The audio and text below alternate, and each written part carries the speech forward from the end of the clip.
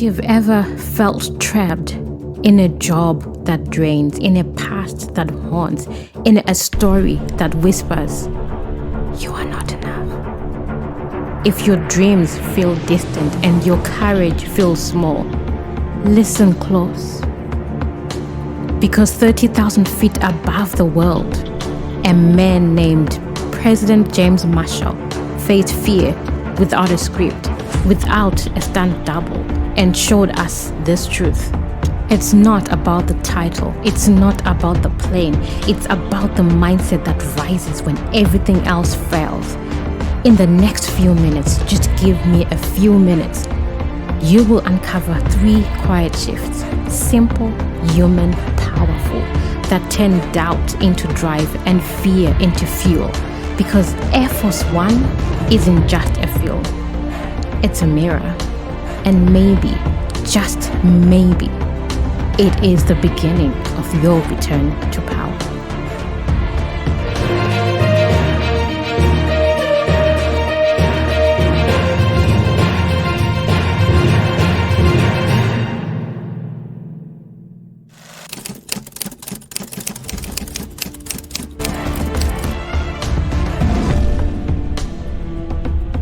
Your past is your power. Here's the thing nobody tells you about your struggles. They are not holding you back, they are building you up. In Air Force One, when terrorists take over the presidential aircraft, everyone expects James Marshall to follow protocol, get to the escape pod, leave the plane, let someone else handle it. But here's what makes the moment brilliant. Marshall didn't run. Why? Because he's not just a president, he is a former fighter pilot. He's been in impossible situations before. That military training everyone thought was just his past, it becomes the exact skill set that saves everyone on that plane. His combat experience, his tactical thinking, his ability to stay calm under pressure, none of it was wasted. It was all preparation for this moment. But here's what hit me about your life. You are doing the same thing Marshall did, but in reverse. You are looking at your retail job and thinking it's meaningless. You are dismissing that degree you never used. You are convinced those years you wasted learning something you never pursued were a mistake. But what if I told you that your customer service skills are teaching you human psychology? What if that unused degree gave you critical thinking abilities most people never develop? What if every single experience you've had, the good, the bad, the irrelevant, is actually building a unique skill set that nobody else on earth has? Marshall didn't become a hero despite his past. He became a hero because of it. Your breakthrough isn't coming when you get new experiences. It's coming when you realize the experience you already have are your secret weapons. Stop waiting for your life to begin. Start connecting the dots between who you have been and who you are becoming.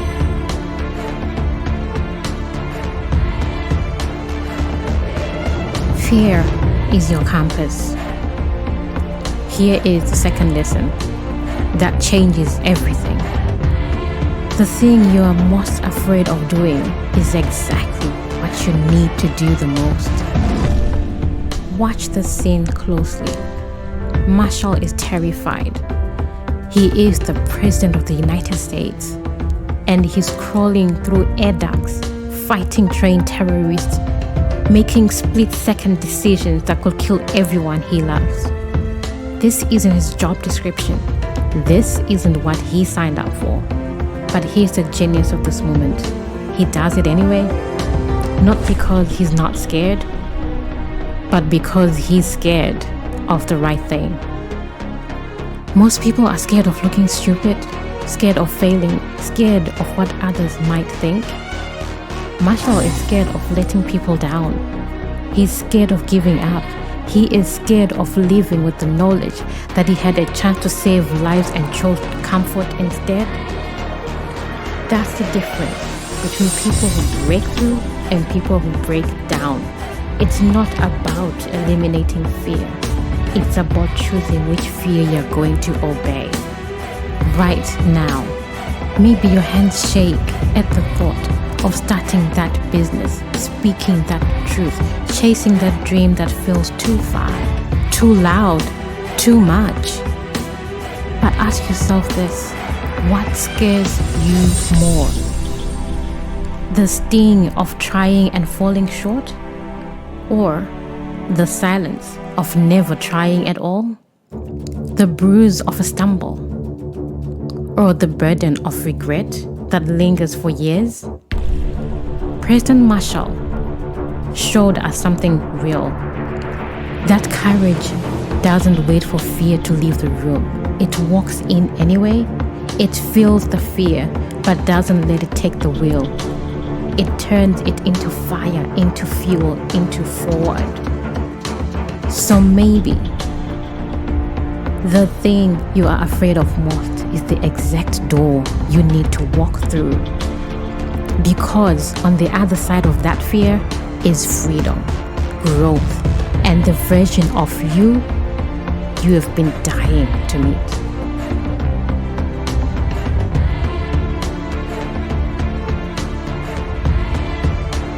Leadership is a decision, not a title. Here is yet another truth, the final truth that could change how you see yourself forever. Leadership isn't printed on a business card. It's not granted in a promotion email. It's not reserved for those sitting in the corner offices or high places. Leadership is a choice. A split-second decision in the heat of the moment, when chaos swells and everyone else is frozen, waiting for someone else to act. But Marshall, he doesn't wait. He doesn't lean on his title. He doesn't say, I'm the president, so I should lead. He says, I am the only one who can, so I will. And there's a massive difference, because he was never a hero because he was the president. He was president because he was already a hero. Now think about this. How many times have you waited for permission? Waited for the nod, the title, the recognition? How many times have you seen what needs to be done but stayed silent? Because it wasn't your job? Air Force One doesn't just give us action, it gives us a call to rise, because the world doesn't need another quiet observer. It needs bold initiators. Your family needs someone who acts, not complains. Your workplace needs someone who leads, not just follows. Your community needs someone who stands even if they stand alone. Marshall led because he took ownership, not because someone handed him authority, but because he refused to hand away responsibility. You don't need a title. You don't need permission. You don't need to wait. Leadership is a mindset, a moment, a decision. So I challenge you, stop asking, who am I to lead? And start asking, if not me, then who? Don't wait to be chosen. Choose yourself and lead. Now, if these 3 lessons hit you the way they hit me, you're probably thinking, this is exactly what I needed to hear. But how do I actually apply this to my specific situation? That's exactly why I created the Path to Power Transformation Guide.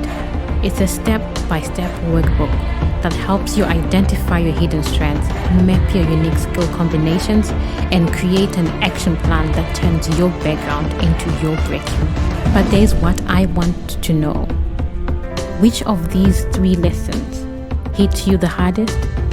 Are you someone who needs to recognize your past as a power? Someone who needs to redirect your fear? Or someone who's ready to start leading without permission? Drop a comment below and tell me which lesson you're committed to applying this week, because your breakthrough story might be exactly what someone else needs to hear. And if you're ready to go deeper, that link to the transformation guide is right below this video, because the person you're meant to become is waiting on the other side of these lessons. Remember, you don't need to be perfect.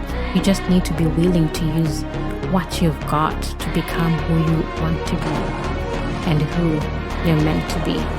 I'll see you next Wednesday for another dose of wisdom. Until then, keep flying high.